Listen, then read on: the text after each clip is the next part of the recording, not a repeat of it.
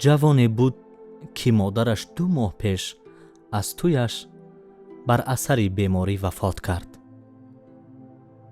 جوان سنه توی را برای 1 سال موقوف گذاشت. بعد از ازدواج کردن پدرش را در خانه تنها گذاشت، زیرا پدر بجز او فرزندی نداشت. جوان با زنش بیش از 5 سال می شود زندگی می کنند. گاه گاه به دیدار پدر می آیند، گاه زنش همراهی می کرد. زن شوهرش را مجبور کرد به عیادت پدرش دیگر نرود. پس از آن که پدرش از بیماری گرفتار شد، پسر تصمیم گرفت پدر را به خانه اش بیارد تا او را پورا نگاه و بین کند. پدر کمی فکر کرد و دانست که در نزد کلینش مهمانی نامقبول میتابد. قبول نکرد. اما اصرار پسر پدر را وادار کرد که درخواستش را قانع کند و او واقعاً به خانه پسر آمد. برای زنی مرد مشکلی ایجاد شد. خوراک میپخت برای پدر عروسی بیمارش. خوراک دیگری نمیپخت. پدری پسر مجبور همراه آنها میخورد. هرچی کلینش آماده میکرد، کلین پس از چند وقت با خسورش بدرفتاری را آغاز کرد. مرد زنش را قانع کرده نتوانست.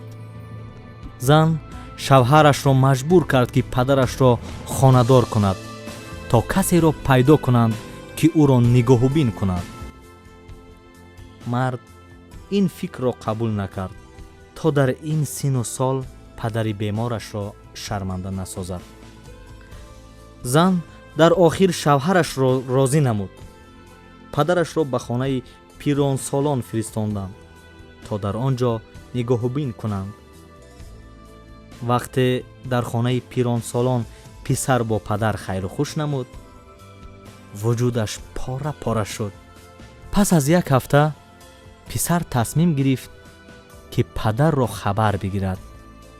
وقتی به خانه پیران سالان آمد، معلوم گردید که در نتیجه دپرسیای سخت روانی پدرش از عالم گذشته است.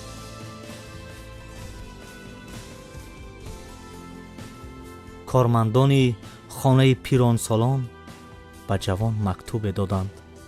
مکتوب از پدر بود که چنین نوشته شده است: پسر عزیزم، تو را بیشتر از خودم دوست می‌دارم.